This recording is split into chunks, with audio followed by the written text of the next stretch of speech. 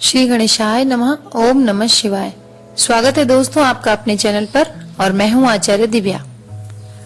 आज हम बात करेंगे कुंडली में नवम भाव की। देखिए, जैसा कि मेरी सीरीज चल रही है, प्रत्येक भाव का इंट्रोडक्शन यानी भाव के कारकत्व और प्रत्येक भाव में स्थित ग्रहों का फल बताया जा रहा है, जिससे आप अपनी कुंडली स्वयं देख पाएं और अपनी कुंडली में स्थित ग्रहों के फल जानकर अपने जीवन के बारे में थोड़ा बहुत समझ पाएं। तो बात अगर करें नवम भाव की, तो वैदिक ज्योतिष के अनुसार जन्म कुंडली में नवा भाव जो होता है व्यक्ति के भाग्य को दर्शाता है। इसे भाग्य का स्थान भी कहते हैं और जिस व्यक्ति का नवम भाव अच्छा होता है वो काफी भाग्यशाली व्यक्ति होता है। तो नवम भाव के क्या कारकत्व हैं, नवम भाव में स्थित ग्रहों का फल क्या होता है, ये जानने के लिए वीडियो को लाइक कर लीजिए। चैनल पर अगर नए हैं तो सब्सक्राइब भी जरूर करिए और कमेंट में हर हर महादेव लिखिए।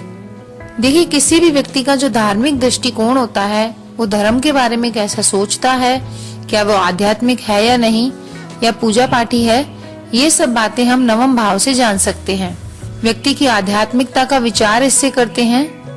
पिता का भाव भी इसे कहते हैं। व्यक्ति के पिता से बनेगी या नहीं बनेगी और पिता उसके कितने बड़े आदमी होंगे, संपत्ति वाले होंगे, यह भी इस भाव से जानते हैं। नवम भाव को शुभ भाव, अपने पूर्व भाग्य का भाव यानी हमारे पिछले जन्म से हम कौन से कर्म लाए हैं वो, देवी उपासना इत्यादि का भाव भी कहते हैं। तो नवे भाव यानी धर्म के घर को अगर शरीर के रूप में देखें तो पैरों के ऊपरी हिस्से यानी पिंडलियों और जांघों को इससे देखा जाता है।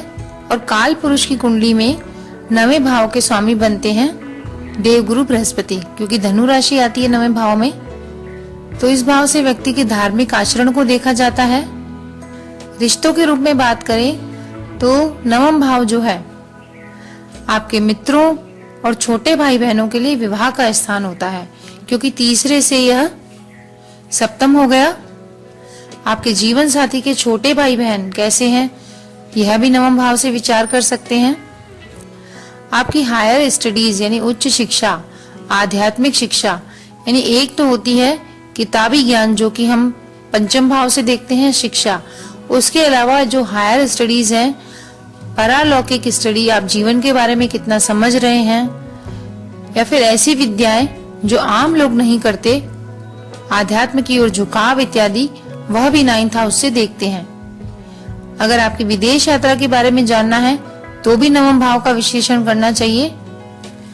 देखिए, जीवन में आपको गुरु मिलेंगे या नहीं वह भी आपके नवम भाव से पता चल सकता है। अगर 9th हाउस आपका मजबूत है, उसमें शुभ ग्रह हैं, तो आपकी ईश्वरीय आस्था इतनी होगी कि आपको इस जन्म में काफी अच्छे गुरु मिलेंगे जो कि आपके आध्यात्मिक ज्ञान को, आपकी आस्था को बढ़ाएंगे और धर्म ग्रंथों के जानने के बारे में आपकी कितनी रुचि है यह भी 9th हाउस बताता है।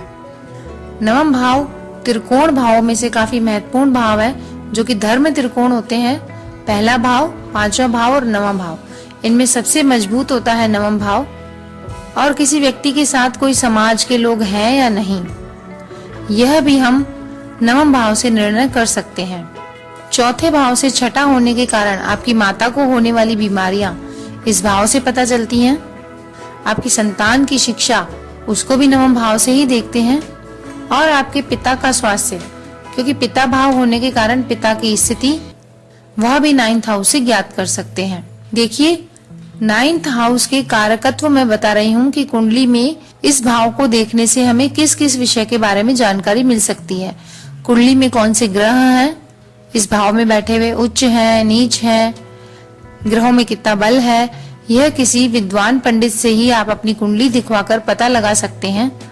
तो फिलहाल बात करते हैं 9th हाउस के कारकत्व की। तो देखिए, किसी व्यक्ति के प्रमोशन में अगर रुकावटें आ रही हैं तो ये कर्म क्षेत्र से 12वां भाव है, इसलिए प्रमोशन में रुकावटों को 9th हाउस से देखते हैं। और न्याय का स्थान होने के कारण कोर्ट कचहरी के मामले, विदेश न्यायालय, अंतर्राष्ट्रीय न्यायालय इत्यादि को भी हम नवम भाव से देख सकते हैं। अगर वास्तु के हिसाब से हमारे घर की बात करें तो हमारे घर में पूजा का स्थल जहां हम पूजा करते हैं वह 9th हाउस से देखा जाता है। अगर 9th हाउस कुपित है तो ऐसे लोगों के पूजा स्थल में जरूर कोई न कोई दोष होता है। अगर वह राहु इत्यादि की मौजूदगी है तो पूजा स्थल में गंदगी ज्यादा रहती होगी।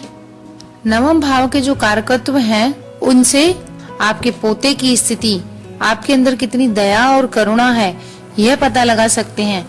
और आपके कानूनी मामले यानी वो सुलझेंगे या हमेशा आप कानूनी मामले में परेशान होते रहेंगे, यह भी 9th हाउस बताता है।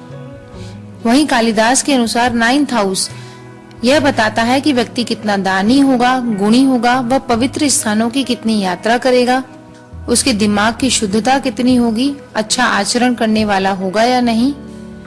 मतलब आपके मन की अंदर की गहराई की स्थिति, यानी मन से आप कैसे हैं, धार्मिक हैं, क्रूर हैं या आप दिखावा करते हैं, यह सब बातें भी नवम भाव बताता है। लंबी यात्राएं या फिर जिन्हें कहें धार्मिक तीर्थ यात्राएं, यह भी 9th हाउस से देख सकते हैं। इसलिए 9th हाउस को विश्वास का भाव भी कहते हैं। क्योंकि विश्वास इसलिए कि क्योंकि पिछले जन्म के जो अच्छे कर्म थे, उसी के फलस्वरूप आपको 9th हाउस मिला है, भाग्य का स्थान। यानी आपको भाग्य के रूप में ही पिछले जन्म के कर्मों का फल मिला है। तो भाग्य के हिसाब से ही आप जीवन में सफलता की ऊंचाइयों पर पहुंचेंगे या फिर संघर्ष ही करते रहेंगे। तो यह भाव बताता है नवम भाव। 9th हाउस से राजयोग भी देखते हैं। देखिए, नवम भाव को कुंडली के सबसे शुभ भाव माना जाता है। तो अगर नवम भाव का स्वामी दशम में या दशम भाव और दशमेश के साथ नवम भाव का इंटरचेंज हो, तो व्यक्ति काफी भाग्यशाली, धनी, राजयोग भोगने वाला होता है। क्योंकि इसका कारण यह है कि दशम भाव केंद्र के भाव में सबसे प्रमुख होता है, शक्तिशाली केंद्र होता है और ये विष्णु स्थान है। और नवम भाव है लक्ष्मी स्थान। तो लक्ष्मी स्थान और विष्णु स्थान के स्वामी अगर आपस में चेंज करते हैं, तो वह व्यक्ति काफी भाग्यशाली, धनी और जीवन के राजयोग को भोगने वाला होता है। तो इस राजयोग को धर्म कर्माधिपति राजयोग का नाम भी देते हैं। तो अगर संक्षेप में कहूँ तो 9th हाउस से आपका धार्मिक जीवन, भाग्य, राजयोग, आपकी संतान, गुरु, पिता, धार्मिक यात्रा, आध्यात्मिकता, आपका भाग्य और कर्मों का फल, सुदूर यात्राएं यानी विदेश की आपकी यात्राएं, आपकी सीखना और हायर स्टडीज, पिता के साथ आपके संबंध, जीवन साथी की आय और अल्टीमेटली गुरु, यानी आपको जीवन में गुरु मिलेंगे या नहीं मिलेंगे, यह सब हम 9th हाउस से जान सकते हैं।